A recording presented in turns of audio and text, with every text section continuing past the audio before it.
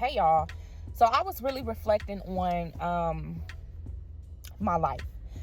And I was thinking about, and this is something I've always thought about, but I was thinking about it in a very particular way today. And I was thinking about how in my life I've experienced a lot of judgment. I've experienced being ostracized, being ridiculed. I'm no stranger to people projecting their fears, their shortcomings, their limitations, their restrictions onto me. Okay. I've literally watched people crash out in their life because they could not control me. They couldn't box me in any particular way, right? Like, one of the things that I would say that I love about myself is that it's difficult to describe me because I'm not any one thing, right? And I'm getting somewhere with this message, y'all. This is not a video where I'm finna just sit around and toot my own horn. But I'm making this message to really talk about the ways in my life that I have experienced a lot of pain because people did not know how to align with me, or they didn't know where I fit in to their lives, or they saw me as a disruption to whatever it is that they had going on. And so I was thinking about, well, why is that, right? Like, what is it that scares people about this type of energy? And some of you might have gone through this as well. So you might even be thinking, well, what is it that scares people about this? And I want to say this. If you have a spirit of transformation, right? What you embody and represents, it almost forces people in a way to evolve or to shift or to grow up or to reflect or to see the world through a new lens. I remember my homeboy told me many years ago, he said, and this was when I was struggling very deeply with my self-esteem. I didn't really have a true grasp or understanding of who I was the way that I do now. But other people could see things inside of me that I couldn't quite understand. And he told me, when you walk into a room, Aisha, you make a nigga want to sit up straight. And that never left me. I always remember that. And I said, well, what kind of person would make niggas want to sit up straight? Well, what is it? Because I'm not a beauty queen, you know. I think I'm beautiful, but I certainly am not the finest woman in the world, right? I don't see myself as just something like, what is it about me, right?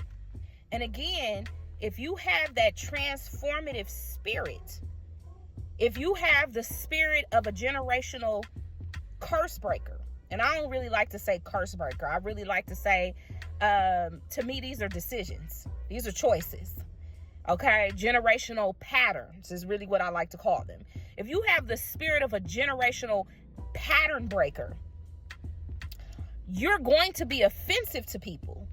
Because one thing about change is that while change is necessary, and change can often be beautiful, but change is disruptive, and especially to people who want to cling to things remaining the same. To think, no matter how toxic and fucked up they are and dysfunctional it is,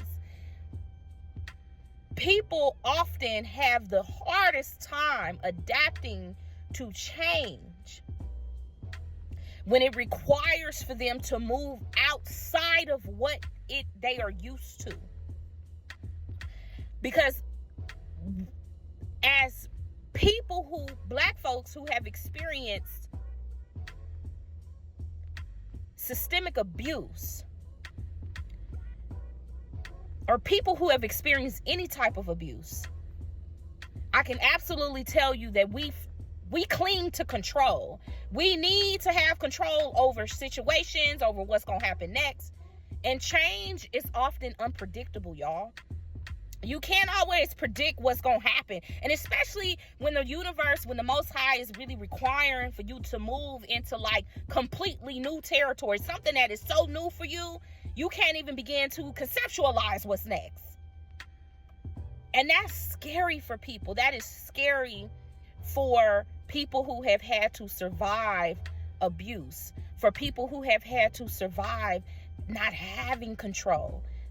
So, as I was saying, the people who have been made to feel the most powerless are often going to be the people who cling the most to control. And when we are going through change and transformation, control is the first thing that we have to learn to relinquish. So, bringing this back, I want to bring this back to what I originally said was, one of the things that I've come to understand about me is that my spirit often represents change and transformation for people. I am the disruptor to the status quo. And if you are a person who also possesses this spirit, where you require people to move outside of the norm, that if people want to sit at the table with you, if people want to be in the room with you, they might have to shift some shit. And what does this mean when black women like myself, I'm not a beauty queen. I'm not the bitch that people think deserves to come in the room and shift shit. Who are you? So understand, y'all, when God has assigned you as someone who is going to, it cut me off again. Okay, I'm gonna keep, see, they don't want me to get this message out, but I really want to speak to people who, if you experience this in your life where you feel like, I'm kind, I'm loving, I don't fuck with nobody, I don't bother nobody, I do my thing, I'm not perfect. I'm not gonna sit here and lie to you and say that I haven't been a mess or a piece of shit at times. But for the most part, I live my life, I mind my business. If you find yourself feeling like, well, why am I feeling so much resistance with motherfuckers I ain't bothering, I ain't doing nothing to them, understand that it's not personal, it's spiritual. Understand that it's not personal, it's spiritual. It's what you represent that causes for people to be uncomfortable with you. This is also true if you find yourself in situations, friendships, romantic relationships, where you see people treating other people better than you. And the people that they treating better, they ain't better. Not that because you better, you deserve to be treated better, but sometimes you might find yourself in situations where you like, why they treating somebody better, or why, and you understand, y'all, let me tell you something. Or it could be a situation where somebody don't choose you or pick you. It ain't personal, it's spiritual. People often run away from and push away the very shit that they deny in themselves, my nigga. So if you are authentic and honest and truthful,